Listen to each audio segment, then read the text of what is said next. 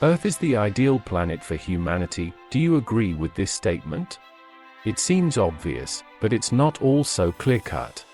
Indeed, given our planetary environment, Earth seems to be a unique island of life and natural grace. Is not the universe capable of creating something more perfect for the human race, and the emergence of life in general? It is undoubtedly possible. We just can't yet detect such objects due to technical imperfections. Although there are a few planets in mind, but first it is worth determining which characteristics should be improved, so that we can live even more comfortably. What should our planet be like?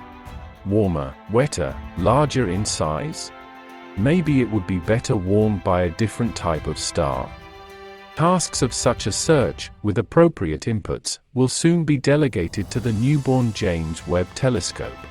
But scientists are facing other goals, to find out what exoplanet will suit us better than Earth. Allow ourselves a little spoiler. Next issue we will tell about already found objects candidates for this role. By the way, a signal was received from one such planet, Glise 581d, several years ago. Scientists are still debating how to interpret it, as white noise or still as a greeting from an alien civilization. The objects are in the constellation Libra, about 20 light-years from Earth. Astrobiology University of Queen Mary and Hertfordshire believe the planet Glise may well be inhabited.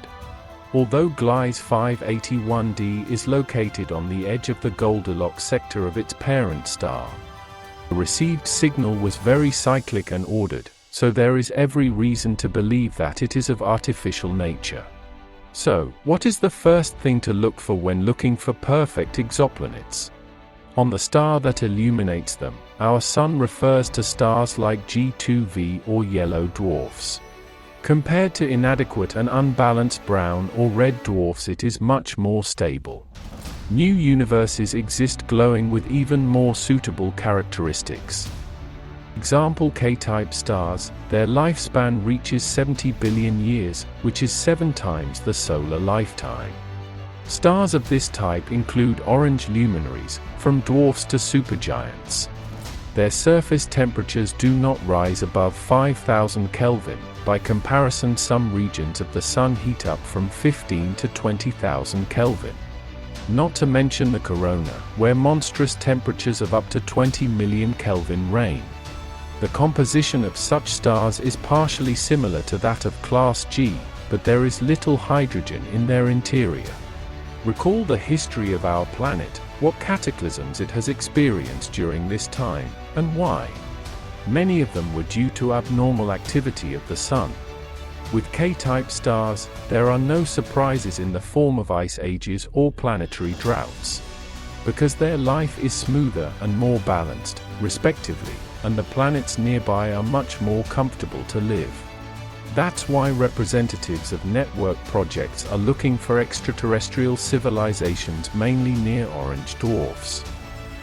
Are there many such stars within the Milky Way? Scientists say the figure is a little over 15% of the total number of luminaries.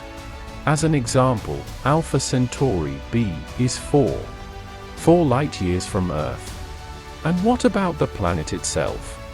What characteristics does it need to have in order to become the best candidate for life? First of all, we reject with indignation 2 old celestial bodies. Biological processes on them over time slow down, as a result of which the magnetic field may disappear altogether. The last statement means one thing. From this statement comes the following conclusion: the smaller the continents, the higher the chance of the emergence of diverse life forms. Because the possibility of unpopulated desert regions is reduced. We have named an approximate list of parameters on which James Webb will rely when searching for suitable for life exoplanets. He will also be helped by 2 important indices of similarity to Earth and habitability of planets. By the way, the latter takes into account a wider range of objects where life will evolve based on other chemical processes. For example, it could arise on hot or much colder objects than the Earth. But this is all theory. But how are things in practice? There are already real candidates for this vacancy, and the first of them is Kepler 442b. The huge planet is located in the constellation Lyra, quite far from Earth, 1,120 light-years away. It circles just next to an orange dwarf, of spectral class K. Its size is also similar to Earth's, but upwards. Kepler 442b is 1.3 times larger than our planet. Needless to say, this planet is located in the Goldilocks zone, in the habitability sector of its star. Thus, the conditions on it may well be close to Earth. The next candidate for the title of an ideal Earth is the planet TRAPPIST 1e. True, the giving star belongs to the red dwarf, and this is quite unpredictable, guys. The exoplanet is located in the constellation Aquarius, and its diameter is close to Earth. There is a dense atmosphere on this planet. There may well be water. And where there is water, there is life, at least in the forms we are familiar with. Is there a list of suitable planets for life? Yes, it has been compiled, although there is not much data. In addition to the above objects, there are Glise 667c, Kepler 296b, Tigodin b, and others. But astrogeologists often ask themselves one uncomfortable question: does life necessarily have to be like on Earth? What about alternative biochemistry? With this turn of events, the list of exoplanets can be expanded to infinity. However, let us temporarily ignore these statements, and summarize the above. What are the basic criteria for life of suitable planets? And in which cases they may be even better than the Earth? The first factor is the energy source, by which we mean the parent luminary, including distances to it, and the type of object, as well as the internal resources of the celestial body. Recall, here ideally not considered orange dwarfs.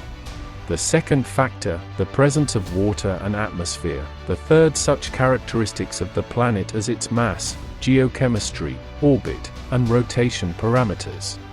Not unimportant is also the galactic environment of the object, because if near is a super-heavy active black hole, appears a supernova or a source of powerful gamma rays, sterilizing everything in its path, the chance of life development is extremely small, no matter how ideal are the other conditions.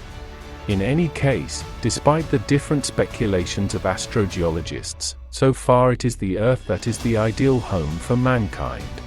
Of course, this does not preclude the search for something new, and perhaps better.